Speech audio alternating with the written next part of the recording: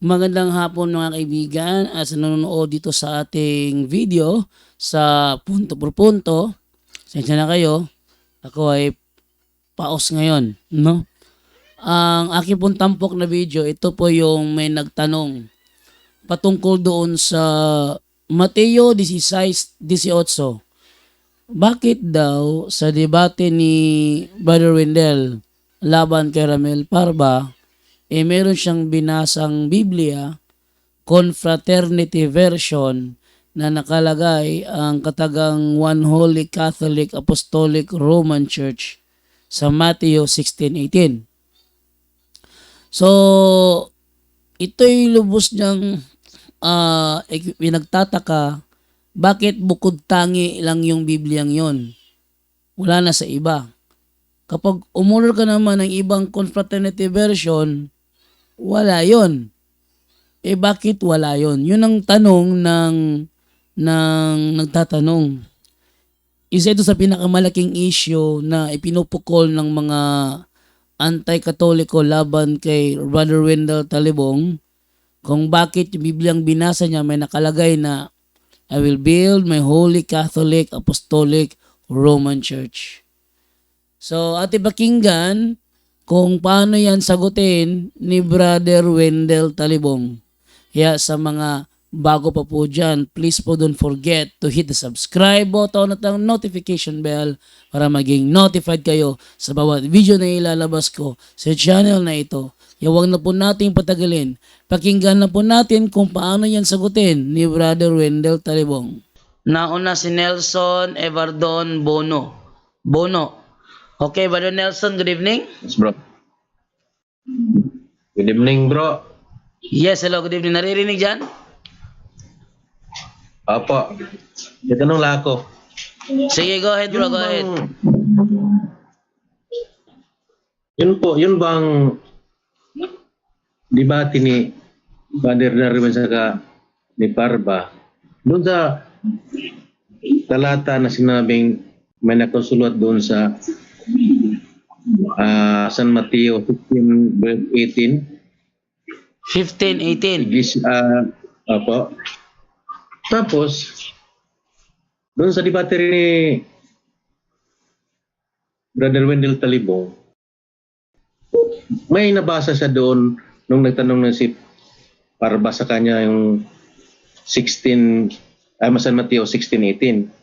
May tanong ko, mayroon ba talagang nakasulat doon sa na One Holy Catholic Apostolic Church? Sa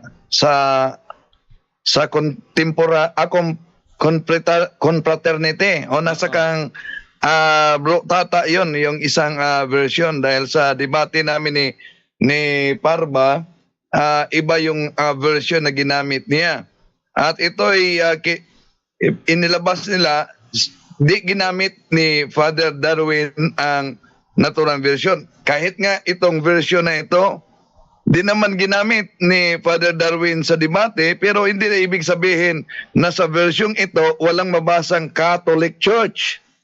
Lalong lulubog sila pag ginamit pa ang letra por letra. No? Kung hindi ginamit ni Father Darwin ang mga version, ilang version natin dito na protestante version na may mabasang Catholic Church. Ako ngayon, 3 version ng protestante may mabasang Catholic Church. At order natin to sa online. Hindi lang ito, no? Pero ang pananampalataya natin sa simbahang Katoliko, hindi talaga letra por letra, pero binigyan natin sila ng letra por letra dahil iyon ang hinahanap nila. Pag may mabasa letra por letra, ang sigaw, peke. At iyon ang kanilang propaganda, peke. Nagtaka lang tayo kung ayaw nila sa mabasa dahil peke, bakit umanib sila sa peking sikta? Yun po, Brad Jando. Yun. Brother Nelson? Follow up? Salamat mo din. Nintindihan ko kasi na yung kay Father Darwin kasi, sabi ko bakit di ginamit ni Father Darwin yung ginamit ni Bro Wendell na naghanap si Parba na mayroon pala mabasa.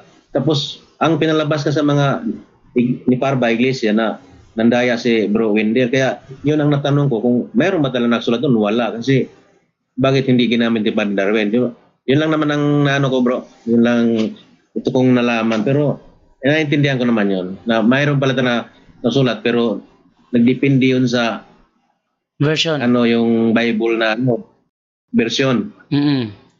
So, nagtaka naman ako, bakit nila hinahanap yung ganon na mayroon naman palang mabasa talaga sa ibang Biblia. Lalo na sa mga Protestant Bible, mayroon din ganon. Oh, nahanap nila yun dahil yun ang gusto nilang banatan. Yun. At Brajando, Yes. kung mapansin ninyo sa debate, kahit sa iglesia, dami ng debate. Kahit sa debate namin ni Rizalito Ocampo sa Iglesia ni Cristo, di ko ginamit ang confraternity, di ko rin ito ginamit. Pero dahil di ko ito ginamit, at yung ibang mga version, lalo na protestante, hindi ibig sabihin na dahil hindi ginamit ni Father Darwin, hindi ko rin ginamit sa debate namin ni Rizalito Ocampo, walang nag-exist na ganito. Ayun.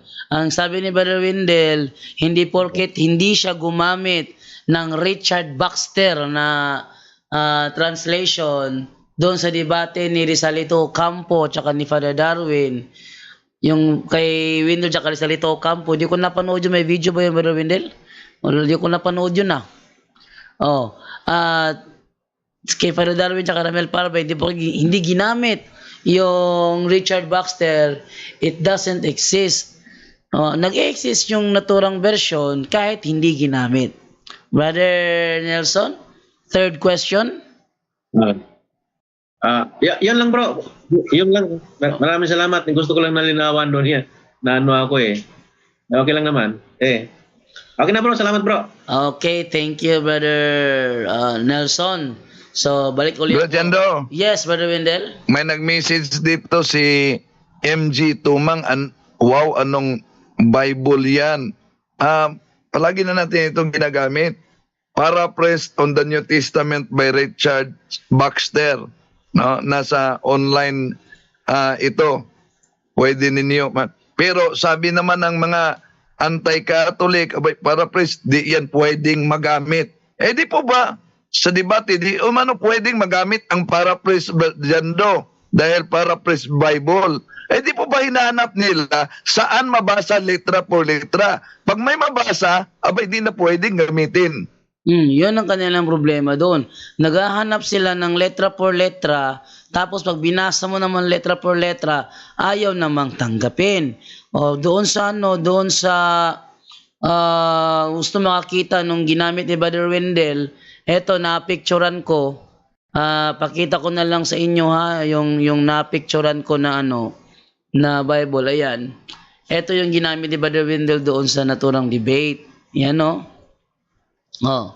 So meron talaga nakasulat, and I say to thee, thou art Peter, and upon this rock I will build my holy Catholic Apostolic Roman Church, and the gates of hell shall not prevail against it.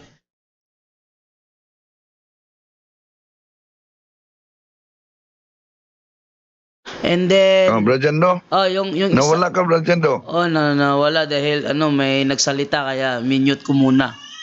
And then dito naman sa isa naman, yung sa paraphrase version naman, ito naman yung nakalagay. Ito yun Ayan. Paraphrase on the New Testament by Richard Baxter. Yan. Ito na. Picturean ko yung yung 10:16. Ito nakalagay sa 10:16. And besides the Jews, I have chosen people among the Gentiles. Them I must call and gather to me. And Jews and Gentiles shall be one Catholic Church. Under me, their only universal head and shepherd. So, hindi porket hindi ginamit ni Brother Wendell ang Richard Baxter sa debate nila ni Rizalito Ocampo at hindi ginamit ni Father Darwin sa debate nila ni Ramel Parba, it doesn't exist. Yan. So, yan ang ating kasagutan sa naturang tanong ni Brother Nelson.